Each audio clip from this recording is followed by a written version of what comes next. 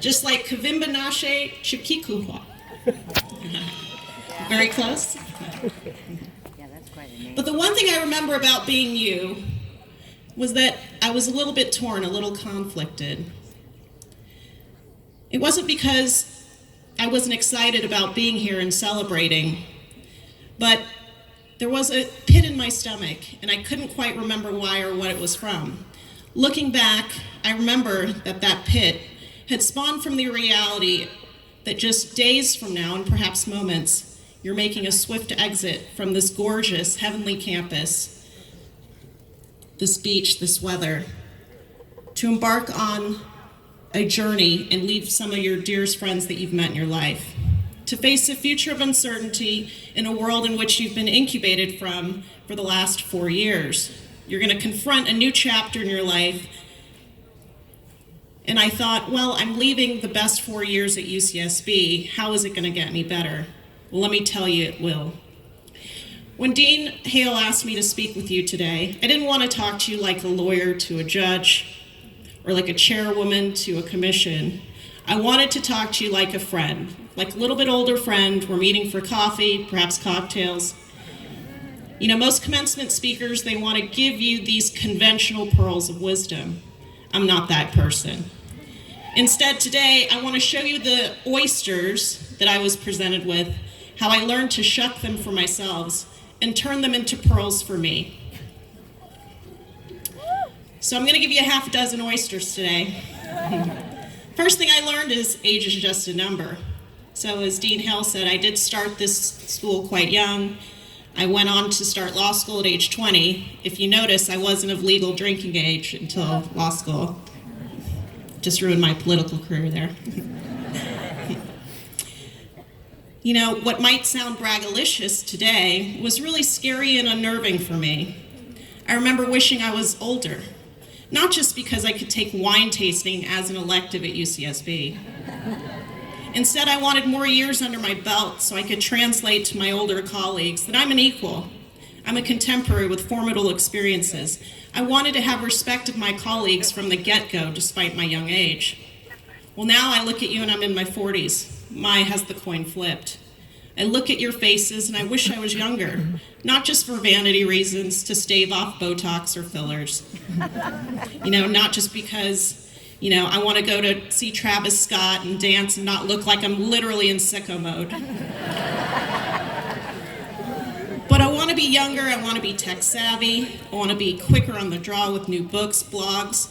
I want to be part of your generation that embraced the iPhone, self-driving cars, and this broader sense of altruism and community. I'm jealous. So more often than not, you'll find yourself in a situation where you wish you're from a different time or different age. To that end, I tell you, you can't change your birth year, but you can always change your attitude and your perspective. So age is just a number, but being young or old, that's a state of mind. The next oyster I got for you was inspired by Bob Marley. Get up, stand up for your rights. So typically by end of first year of law school, folks have things lined up, like a clerkship, summer internship. I went back to Vegas. I didn't have anything lined up. I actually met with one of my friend's dads, who was a big law firm named partner. And I asked him for a summer internship, and he said, sorry, Puoy, all the spots were filled. Well, I didn't want to twiddle my thumbs my first year, so I went down to the municipal courts in Las Vegas, where the judges, they're more like misdemeanors, that they hear. There's no budget for law clerks or anything like that. So I just turned up, I spoke to 2 muni court judges. I said, hey, can I come in? Can I volunteer? Might as well try to learn something. Well, as the summer progressed, the state of Nevada was sponsoring this legislation called Ring Around the Valley. This was about 1997. Vegas is booming, construction is going. The state legislation proposed this arbitrary ring around the valley, which basically said no growth outside that ring. So there was this hearing being conducted via satellite from Carson City to Las Vegas. Every major developer, prominent business person in town was at this hearing, including my father, a PhD econ professor for over 20 years, turned real estate developer, He was there. He calls me, he says, and this was 15 minutes before the hearing started. "Boy, are you coming to this hearing? Come now." So I raced down there just in time to learn what this ring around the valley was. It was really an arbitrary ring that circled in and grandfathered all of the hoity-toity families, the established, wealthy, rich landowners, and carved exclusive land pockets for these folks within the perimeter. Seemingly, my family had some modest holdings. It excluded us among many others. So after the formal testimony of all these agendized speakers, they opened it up obligatory public comment. So I'm sitting there, my dad is sitting next to me. He nudges me. I shirk it off. He does it again, but this time with the head movement towards the speaking area. I resist again, only to be met by my dad literally giving me a full NHL elbow check, commanding me in his beautiful Thai English accent, "Boy, go talk. Go say something for the family." So I did. I wasn't sure where it came from, but I basically called out the entire state senate for a solid 15 minutes for trying to impose this growth policy that wasn't in sync with Vegas, that was usurping local authority, and most egregiously playing favorites. By the time I finished, the entire room erupted with an applause and ovation. Even our county commissioners were moved. But what stood out most that day was when I was walking out. Remember that law partner that I hit up for a job earlier that summer? Well, he happened to be in the room. Unbeknownst to me, he was there, comes up to me, smiles, shakes my hand, and says, "You're coming to work for me next year." So I was hoping to avoid long-winded stories, but this one needed to be told, especially on Father's Day. You see, it was my father's elbow and him nudging and encouraging me to always take that Bob Marley stand, and that inadvertently catapulted me towards the legal career that I enjoy today. So I say to you, Dad, I love you, I honor you, happy Father's Day. And I say to the class, obviously, get up, stand up for your rights. This third oyster really comes from and presented itself when Governor Brian Sandoval called me and asked me to serve on the Colorado River Commission. That commission essentially oversees Nevada's interest in the Colorado River. We look at Hoover Dam, Lake Mead, and essentially water management, but also power, hydropower, substations, electrical transmission lines. All of these things I knew zero.com about. So despite my diverse background, I had no experience in these two fields. But I had to tell Governor Sandoval my response. I wanted to accept this appointment, but I really didn't know how or why when I had no experience. I decided to come clean. I said, "Governor, I don't know anything about this, why me?" He looks at me and he says, "Puoy, this is okay. I know you're smart, and I know you'll do what it takes to learn what you need to know and to do a great job for the state of Nevada." So, this common mantra these days, fake it till you make it, that's also not me. I think you should be candid about what you don't know, because in doing so, you'll earn the respect of those around you, they'll trust you, and believe it or not, they'll cradle you to teach you that skill set that you need to move forward. So, I don't know is a perfectly acceptable answer.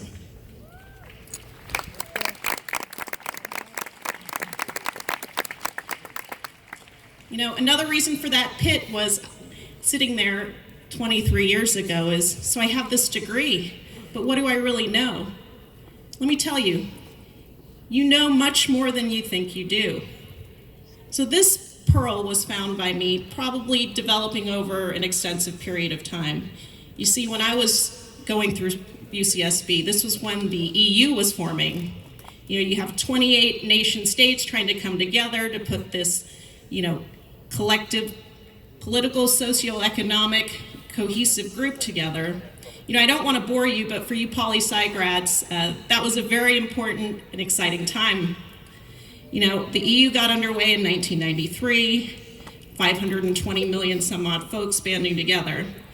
Why I say it was an exciting time was the professors here taught me not only to examine that process, the challenges and obstacles that the EU presented, but also the behavior and demands of the certain nation states coming into the EU. I mean, have you ever had a bunch of friends try to get together and figure out where you're going for dinner or whatever club you want to go out to the night before? Trying to get that consensus is hard enough, let alone getting 28 countries to agree. So fast forward to the Colorado River Commission again. You know, we've had the worst drought consistently for 20 years.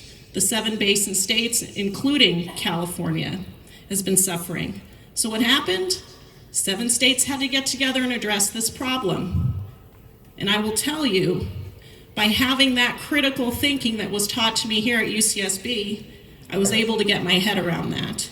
You know, this initiative spearheaded by John Ensminger and the Southern Nevada Water Authority, it took 2,152 days to grind this out and get it done. So right now you're probably taking for granted what you've learned. You didn't realize what you're aware of, but everything's been imprinted in your mind.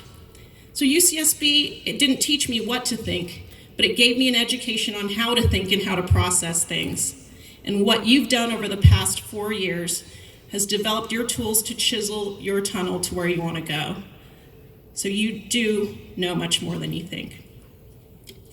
So this last sort of pearl or oyster that I found a pearl in is really dealing with the current times and the use of technology. And this to me is extremely important, you know, in a world where technology is ever advancing and displacing jobs. So this one is, use technology as a supplement to your life, not a substitute for it. So I don't know how many of you have heard of Burning Man. Well, I'm not a burner per se, but I've been to a couple. I've been to a few Coachellas, a couple EDCs, and I'm proud to have gone to Life is Beautiful for every year since its inception. So, well, Burning Man, one of the camps at Burning Man, I believe it was Robot Heart, started this side camp called Further Future. So Further Future was really a tech-based music festival, which was held, that included like your founders of MTV, Tony Hsieh from Zappos, as well as Google. So this one year I went, I had the privilege of hearing Eric Schmidt, the chairman of Google, speak to several hundred folks dressed in Bedouin robes, steampunk costumes, and futuristic outfits. Eric Schmidt held this town hall style talk, and he answered questions. And one of the questions posed was, Mr. Schmidt, in a world where technology is displacing so many jobs, how do I keep from becoming obsolete? I thought this was totally ironic, considering he's a man that leads up a company that's doing the displacing. But his answer was simple. Find out what makes you different. Find out what makes you irreplaceable. Hone your craft and your set of skills that make you unique. Well, that kind of sounds really vague and sounds easier than done, but it can be. So I shucked this oyster and I found this pearl. To me, finding what makes you special is what makes you human. It requires you to put down your iPhones, put your iPads down, and focus on human connectivity. You know, I'm laughed often because I talk to everyone. I'm kind of that chatty Cathy. But how else are you going to find and experience human interaction? You see, tech will never, ever replace human feeling, emotion, and connectivity. You can't write a love song without falling in love. And you can't paint a masterpiece just because you saw it on Instagram. So remember, use technology as a supplement to your life and not a substitute for it.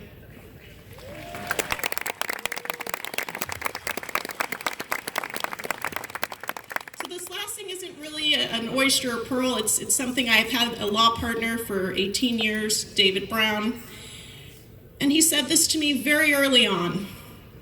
He said, there are 3 things in life no one can tell you what to do. Where you live, where you work, and who you love. Many people will try to influence you in these 3 most fundamental decisions. Trust in your heart, trust in yourself. And if anything that you take away from me speaking with you today, I hope that I was able to foster trust in these 3 decisions, especially due to the education and tools you gathered here at UCSB. You know, I can't pay off your student loans today like the commencement speaker at Morehouse. I'm sorry. But I can certainly assure you that the education that you received at UCSB has armed you with that skill set to enable you to pay them off yourselves.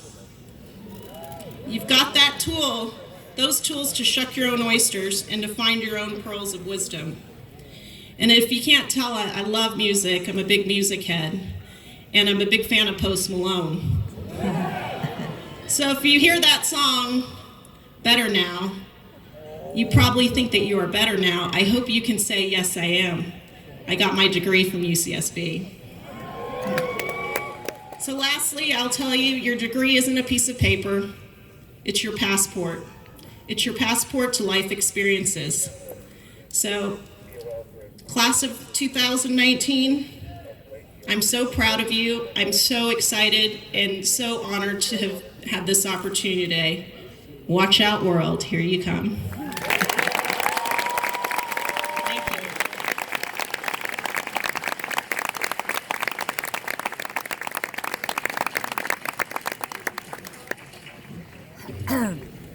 Thank you so much, Puoy. Our student speaker